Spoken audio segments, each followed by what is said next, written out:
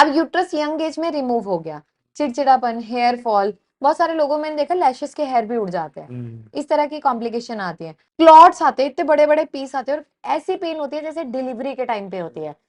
लेकिन अगर किसी को इतना एक्सेस में ब्लीडिंग हो रही है तो हीमोग्लोबिन डाउन हो जाता है। उसको बंद कर दिया, उसमें तेल डाला, वो गुनगुना हो गया, उसको लेके फटाफट अपने लोअर एब्डोमेन पे अच्छे से मालिश कर लो और उसके बाद कोई भी गर्म कपड़ा लो और उस पे कस के बांध लो।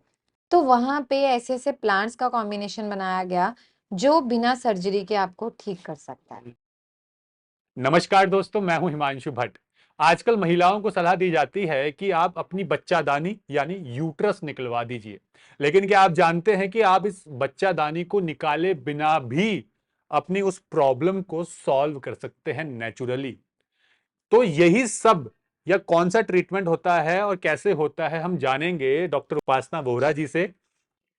क्या क्या रेमेडी इस्तेमाल की जा सकती है, क्या लाइफस्टाइल को अपनाएं आप ताकि आप नेचुरली बिना साइड इफेक्ट के ठीक हो सके। मैम, आपको मेरा प्रणाम और स्वागत है। Thank you so much Himanshu, और ये बहुत अच्छा टॉपिक है क्योंकि बहुत यंग एज में फीमेल्स तरह तरह के इशू फेस कर रही हैं जिनके बारे में मैं इस वीडियो के माध्यम से बताऊंगी। और ये वीडियो बनाने का पर्पस भी यही था कि आप लोगों में अवेयरनेस हम लेके आए कि बिना सर्जरी के भी आप अपनी प्रॉब्लम को ठीक कर सकते हो। देखिए, हमारे जो फीमेल रिप्रोडक्टिव सिस्टम है, यूट्रस के अंदर छोटी सी थैली है, छोटा सा पाउच है, उसके अंदर बहुत सारी कॉम्प्लिकेशन आना स्टार्ट हो जाती है, जैसे कि यूट्राइन फाइब्रॉइड है, बाहर भी बन सकते हैं, अंदर भी बन सकते हैं, इंट्राम्यूरल भी है, सबसिसोरल भी है, ठीक है। एंडोमेट्रियल हाइपरप्लेजिया, एंडोमेट्रियल थिकनेस बहुत एक्सेस में बन रही है, एडिनोमाइसिस, लेयर कहीं भी बन गई, एंडोमेट्रियोसिस, ये चार तो इतनी सारी कॉमन प्रॉब्लम है जिसमें फीमेल्स बेचारी का हीमोग्लोबिन 5-6 ग्राम 4 ग्राम रह जाता है क्योंकि ब्लीडिंग ही बंद नहीं होती। इतनी एक्सेस में ब्लीडिंग होती है, 2-2 महीने 3-3 महीने, वो मतलब एलोपैथी मेडिसिन में ट्रिनेक्सा है, बहुत सारी ले लेके थक गई, किसी ने इंजेक्शन लगवा लिया, कुछ कर लिया, पर ब्लीडिंग बंद नहीं हुई। ब्लीडिंग या स्टार्ट होगी तो दवाइयों से रुकेगी, फिर थोड़े दिन में स्टार्ट हो जाएगी। और छोटी छोटी बच्चियों में भी ये प्रॉब्लम स्टार्ट हुई, जैसे पीरियड स्टार्ट हुए तो उसको हम बोलते हैं मेनोरेजिया, प्रोलॉन्ग मेंस्ट्रुएशन, कि स्टार्ट हुए फिर 2-2 3-3 महीने बंद नहीं हुए, फिर उनको इंजेक्शन दिया रोका, फिर बंद नहीं हुए, इंजेक्शन दिया फिर रोका, फिर दोबारा शुरू हुआ, बंद नहीं हुआ, मेनोरेजिया। तो ये प्रॉब्लम स्टार्ट हुई। लेकिन इसका जब सॉल्यूशन की बात आती है तो आपको स्तंभन के लिए मतलब ऐसे सप्लीमेंट दिए जाते हैं जो तुरंत ब्लीडिंग को रोक दे। लेकिन आप सोचो कि कोई भी चीज है उसमें से पानी ओवरफ्लो हो रहा है, आप ढक्कन को लगा के बंद कर दो तुरंत, और एक टाइम के बाद प्रेशर से फिर खुल जाएगा, लेकिन आपको परमानेंट क्लीन करना पड़ेगा, जो उसका रीजन है, जैसे कि एडिनोमाइसिस, लेयर एंडोमेट्रियम की कहीं भी बन रही है, एंडोमेट्रियम हाइपरप्लेजिया है, मतलब इनमें at the end role endometrium का है, उसकी थिकनेस का है। इस चीज को अब ऐसे समझना, रसौली, रसौली is a kind of outgrowth जो वहां आई, वो कैसे बढ़ेगी, उसको ब्लड की सप्लाई मिलेगी, लेकिन अगर सप्लाई कट हो जाए वो सिकुड़ जाएंगी और वो खत्म हो जाएंगी, यूट्रस निकालने की जरूरत ही नहीं है। जो बाकी डिजीज है उसमें लेयर अलग जगह से बन रही है, लेयर एक्सेस में बन रही है, चाहे वो कोई भी फैक्टर हो, हार्मोनल इम्बैलेंस हो, ठीक है, आपकी बॉडी कुछ अलग से चेंजेस ले रही हो, या फिर इडियोपैथिक कारण नहीं पता बट स्टिल हो रहा है, उसको भी हम रिड्यूस कर सकते हैं। इतने अच्छे प्लांट्स हैं आयुर्वेद में। इसमें जो होम रेमेडी सबसे अच्छा काम करती है दैट इज गोंद कतीरा। गोंद कतीरा, गोंद के लड्डू खाना शुरू कर दो भाई, इतना बढ़िया वो स्तंभन का काम करती है। स्तंभन is basically to stop something, to bind something जो ब्लीडिंग एक्सेस में हो रही है। अब क्या है, गोंद कतीरा को पानी में भिगो के रख दो, उसको आप ले लो, गोंद के लड्डू खाना शुरू कर दो, बहुत अच्छा काम करेगा और हेमोग्लोबिन को भी इंक्रीज करेगा। अब जिनमें इतना टाइम यार ब्लीडिंग हो रही है, अब 4-5 दिन पीरियड्स आए, बंदा तभी बिल्कुल वीक फील करता है, लेकिन अगर किसी को इतना एक्सेस में ब्लीडिंग हो रही है तो हीमोग्लोबिन डाउन हो जाता है, क्लॉट्स आते हैं, इतने बड़े बड़े पीस आते हैं, और ऐसी पेन होती है जैसे डिलीवरी के टाइम पे होती है। पेशेंट पेन को टॉलरेट नहीं कर सकता, पेशेंट एडमिट होता है, थोड़े थोड़े वक्त के बाद उसे एडमिट होना पड़ता है। तो वहां पे ऐसे ऐसे प्लांट्स का कॉम्बिनेशन बनाया गया जो बिना सर्जरी के आपको ठीक कर सकता है।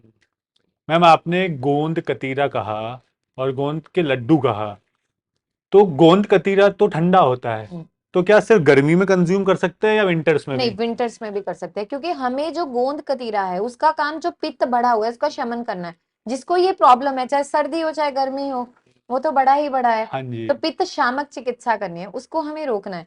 अब जैसे क्या होता है, जब आपका ये मार्च अप्रैल ये वाला सीजन आता है, जामुन होना स्टार्ट हो जाते हाँ, हैं उस टाइम जामुन पे। आता बरसात में। ठीक है, बरसात में, मतलब ये सीजन हाँ। के बाद फल आना शुरू होते हैं और धीरे धीरे उसमें आना शुरू हो जाता है। तो जामुन जो है बड़ा अच्छा काम करता है। आप जामुन खाओ ज्यादा से ज्यादा, ब्लड को भी क्लीन करेगा, ब्लड भी बनाएगा, और वैसे भी ब्लीडिंग के जो क्लॉट्स होते हैं ना, क्लॉट्स को कम करना शुरू करता है जामुन। बड़ा अच्छा वर्क करेगा। इसमें आपको ना लाइफस्टाइल थोड़ा सा चेंज करना होगा, डेयरी प्रोडक्ट्स को कंप्लीटली एलिमिनेट करना पूरी होगा तरह से। पूरी तरह से, ये डेयरी 1 प्रोडक्ट्स महीने में के लिए। दूध दही या सब कुछ? सब कुछ डेयरी, दूध दही दूध पनीर। दही पनीर, मतलब घर का मक्खन खा सकते हो, घी खा सकते हो, पर ये 3 मेन चीजें, छाछ, ये 4 चीजें नहीं लेनी। बाकी मैम जो केक खाने के शौकीन है। देखो पैक्ड प्रिजर्व तो अवॉइड करना है, देखो आज हमें बीमारी है, पर बेसिकली जो ये चीजें अवॉइड करनी है, क्योंकि कैल्शियम हमें बॉडी में उस टाइम पे देना नहीं है। हम्म। अब लोग बोलेंगे क्यों नहीं देना, डॉक्टर तो कैल्शियम के सप्लीमेंट देते हैं। रीजन कि जो आयुर्वेदा के प्लांट हैं, जब उसके साथ हम सप्लीमेंट्स देंगे ना, वो एब्जॉर्प्शन स्लो हो जाएगी, हमें बीमारी को जल्दी से खत्म करना है। फिर इसमें उशीर बड़ा अच्छा काम करता है। उशीर की तासीर भी बड़ी ठंडी होती है, उशीर एक प्लांट है, उसका अपना काम रहता है। तो वहां पे जो भी लोग हैं वो क्या कर सकते हैं, सिंपल उशीर का काढ़ा ले सकते हैं। जैसे आप उशीर की छाल ले आओ मार्केट से, ठीक है, उसको आप थोड़ा सा 1 चम्मच ले लिया या इतनी छाल ले ली, 1 गिलास पानी में उबाल लिया, जब वो आधा रह जाए उसको सिप सिप करके खाली पेट पियो। वो भी इसको रिड्यूस करना स्टार्ट करेगा, फ्लो को कम करेगा। बाकी सपोर्टिव ट्रीटमेंट ये रहेगा, लेकिन परमानेंट सॉल्यूशन के लिए आपको ट्रीटमेंट लेना ही पड़ेगा, देयर इज, और इसका कोई वे ही नहीं है। हम्म। अब यूट्रस यंग एज में रिमूव हो गया, चिड़चिड़ापन, हेयर फॉल, बहुत सारे लोगों में देखा लैशेस के हेयर भी उड़ जाते हैं, हम्म। इस तरह की कॉम्प्लिकेशन आती है। तो आप उन चीजों से बच सकते हो, तो आप नेचुरल चीजों को अडेप्ट करो वहां पे। लाइफस्टाइल, जितना सात्विक खाना खा सकते हो, सूर्य अस्त के बाद नहीं खाना, क्यों? क्योंकि आपको अग्नि को तंग ही नहीं करना। हम्म। सूर्य अस्त के साथ साथ अग्नि मंद हो जाती है और उदय के साथ अग्नि चलती है। तो अस्त तक अपनी बॉडी को भी स्टॉप दे दो, रेस्ट दे दो कि आपको करना है। फिर इसमें पेन बड़ा ज्यादा होता है, क्रैम्प। जनरली हम मैफ्टल स्पास खा लेते हैं, स्पाज्मोनेलिया, आइबोब्रूफन, इस तरह की टैबलेट्स खाते हैं, लेकिन नेचुरली भी इस पे कोई चीज ऐसी है जो बहुत अच्छा वर्क करती है, जो पेन को तुरंत रिलैक्स करती है, दैट इज शंखवटी। आयुर्वेदा में शंखवटी का वर्णन किया गया है। पेन को इमीडिएट रिलैक्स करेगी, क्रैम्प्स को सेटल करती है। अब यहाँ पे जो शंख है, शंखवटी जो है, इसमें कुछ मात्रा में शंख की भस्म भी होती है, इसमें भी कैल्शियम होता है, पर इसको जो बनाने का प्रोसेस है वो बहुत अलग हो जाता बहुत है। अलग हो जाता है। ये वात शामक है, हवा को कम करेगा। जिसको भी पेन होगा उसे लगता है मेरे इस हिस्से में ना से गोला घूम रहा है, यहाँ से यहाँ, यहाँ से यहाँ, गुल्म टाइप पेन होगा। ऐसे लगेगा अंदर की मसल ऐसे ऐसे पलट रही है। जब आपको अंदर एंडोमेट्रियम की शेडिंग होगी ना, आपको लगेगा अंदर से कोई चीज टूट रही है, जैसे कई बार सीलन आ जाती है, वो जैसे पपड़ी नहीं चढ़ती, हम्म। नीचे गिरती है, उस तरह से चीजें फील होना स्टार्ट हो जाती हैं। हीमोग्लोबिन डाउन होता है, वहां पे क्या करना है, जो रेमेडी बताई ये करो, उसे लेना स्टार्ट करो। लेकिन साथ में हीमोग्लोबिन को बढ़ाने के लिए मुनक्के का सेवन करो। अब मुनक्का गर्म है, अब ये क्वेश्चन आएगा कि मुनक्का तो गर्म है, ब्लीडिंग ऑलरेडी हो रही है, तो गर्म तो और ब्लीडिंग करेगा। लेकिन मुनक्के को 4 मुनक्का रात को पानी में भिगो दो, सुबह उठ के वो तो फूल गया, ऑस्मोसिस हो गया, उसको उसको जो है चबा के बस खा लो, ब्लड भी धीरे धीरे बनेगा, बॉडी सेटल रहेगी। लास्ट के दो क्वेश्चन, एक क्वेश्चन तो गोंद कतीरा से रिलेटेड ही है, क्योंकि आपने कहा गोंद कतीरा आप खा सकते हैं, चाहे लड्डू बना के खाओ गोंद के, या पानी में भिगो कर लोग खाते हैं।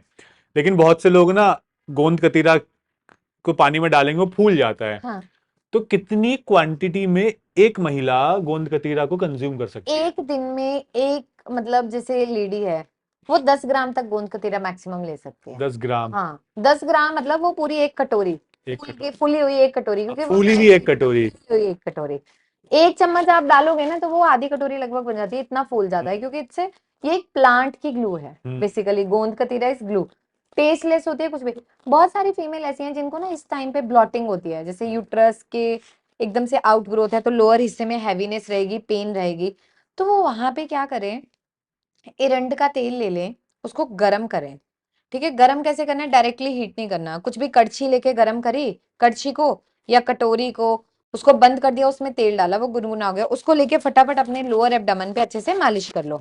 और उसके बाद कोई भी गरम कपड़ा लो और उस पे कस के बांध लो, वो अंदर एब्जॉर्प्शन करेगा, या फिर सेलोफेन पेपर, जैसे ग्रीन पेपर भी हम बोलते हैं, सब्जियां वब्जियां रैप करने के लिए आता है, उसको आप बांध के कम से कम 2 घंटे तक रखो, बहुत ज्यादा आपको रिलीफ मिलेगा। इसमें आपको इंस्टेंट रिलीफ चाहिए तो आप किसी भी तरह का जेल, जैसे वॉलिनी है या कुछ भी, जो भी पेन के लिए जेल होते हैं, आप उसको भी यूज कर यूज सकते हो। कर सकते हैं। वो भी इंस्टेंट रिलैक्स करेगा आपको। और ऐसे आयुर्वेदा में बहुत सारी कंपनीज ने कर दिए हैं, हमारा तो ऐसा कुछ नहीं है, पर बहुत सारी कंपनीज ऐसी हैं जिन्होंने पेन रिलीफ जेल, रोलर, ये सब निकाला है। आप वो भी यूज कर सकते हो।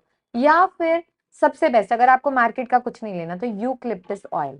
यूकलिप्टस के सफेदा, जो सफेदे का पेड़ होता है हमारा, हम्म, सफेदे का जो तेल है, वो पेन किलर है, बहुत स्ट्रॉन्ग। बहुत स्ट्रांग।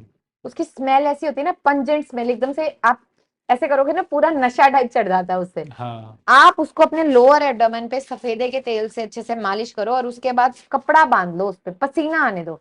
या फिर जो सेलोफेन पेपर है, वो सबसे बढ़िया होता है, यहाँ से पूरा लेके जाओ, ऐसे कमर से रैप कर लो उसको, हम्म। और आधे एक घंटे के लिए लेट जाओ, पसीना आने दो। क्रैमिंग पेन भी खत्म हो जाएगा और बहुत रिलैक्स हो जाएगा। मैम ये तो आपने बताया कि अगर आपके यूट्रस यानी बच्चेदानी में कोई प्रॉब्लम है तो उसको कैसे सॉल्व कर सॉल्व कर सकते हैं, सकते ये कुछ होम रेमेडीज, लाइफस्टाइल, खान पान और साथ में ट्रीटमेंट बहुत जरूरी है। हैं। लेकिन क्या ऐसा किया जाए कि बच्चेदानी में प्रॉब्लम आए ही ना? कैसे ध्यान रखें अपनी यंग एज में महिलाएं अपनी यूट्रस का? देखो, इसमें जो, मैं ये नहीं कह रही कि जितनी भी महिलाओं को प्रॉब्लम है सबने कुछ कुछ ऐसा, बट इसमें वन ऑफ द फैक्टर है जो कॉन्ट्रासेप्टिव पिल्स। यंग एज में बच्चों को पता नहीं, आईपीएल के ऐड देखी वो ले लिया, अनवांटेड 72 देखी वो ले लिया, बच्चों को नॉलेज नहीं है। अननेसेसरली हार्मोन कुछ भी खा रहे हैं। ठीक है, हल्की सी कुछ प्रॉब्लम हुई, चल उठाया हमने, ये खा लिया, किसी से कंसल्ट नहीं किया, डर के मारे नहीं किया, उन चीजों को अवॉइड करना है। सेकेंडली, 6 दिन खाओ, एक दिन फास्ट रखो, अपनी बॉडी को, पूरे सिस्टम को रेस्ट करने दो। ड्यूरिंग मेंसुरेशन अपनी डाइट बहुत अच्छी रखो। बाकी दिन कुछ भी कर लो, लेकिन जो पीरियड्स के टाइम पे होता है, बहुत ज्यादा तीखा मत खाओ, बहुत ज्यादा खटाई मत खाओ। खाना सुपाच्य, मतलब पचने लायक, हल्का। इवन मैं तो रिकमेंड करती होती हूँ कि पीरियड्स की ड्यूरिंग एक टाइम खिचड़ी लो, ताकि सेटलमेंट हो जाए बॉडी में, लाइट चीजें उसको फॉलो करो। और लास्ट, बहुत सारी फीमेल्स आज के टाइम में क्या हो गया, वो जनरल हेल्थ को मेंटेन करने के लिए बहुत सारे वेलनेस प्रोडक्ट, बहुत सारे सप्लीमेंट लेने लगी, मल्टीविटामिन, ये वो। आपकी बॉडी को जरूरत नहीं है, आपको क्यों लेना है? Excess of anything is bad. आपको नहीं पता, पर हाँ जी बोला है कि आपको एक्टिव होने के लिए ये लेना चाहिए, तो वो लेना है। तो अननेसेसरली कुछ मतलब, नॉर्मल लाइफस्टाइल फॉलो करो।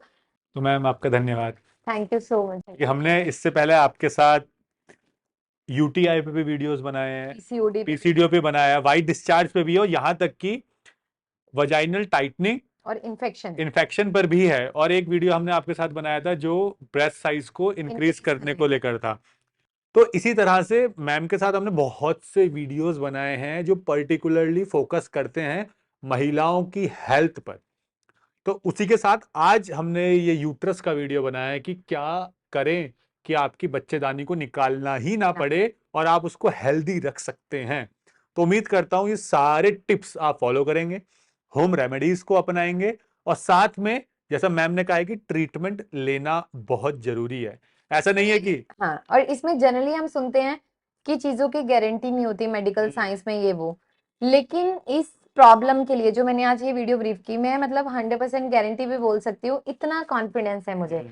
क्योंकि जो ये रिसर्च किया गया, वो इसी चीज पे किया गया कि जो 26-27 साल की बच्चियां हैं, जिनकी अभी मैरिड लाइफ शुरू नहीं हुई, उन्हें प्रेगनेंसी नहीं हुई थी, उनकी कॉम्प्लिकेशन इतनी हुई और उन्हें यूट्रस निकाल दिया गया। निकाल दिया। हाँ, तो जैसे हम कह रहे हैं कि आपको ट्रीटमेंट लेना जरूरी है, तो आप इससे ये मत समझना कि मैम कह रही है कि नहीं मेरे पास ही आओ, आप कहीं और मत जाओ। ऐसा नहीं है। आप किसी भी डॉक्टर के पास जा सकते हैं जिस पर भी आपको भरोसा है, जहां जाकर हिस्ट्री आप है। अपनी बात खुलकर कह सकते हैं।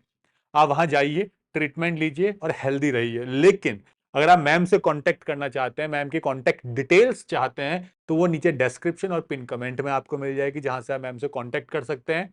और इसके अलावा अगर आपको कोई और भी हेल्थ इश्यू है, कोई और भी बीमारी है, तो उसके बारे में भी आप नीचे कमेंट सेक्शन में बता सकते हैं। मैं कोशिश करूंगा मैम के साथ उस टॉपिक पे वीडियो बनाकर आपकी बीमारी को आयुर्वेद से नेचुरली दूर किया जाए, जिसका आप पे कोई साइड इफेक्ट भी ना हो। धन्यवाद।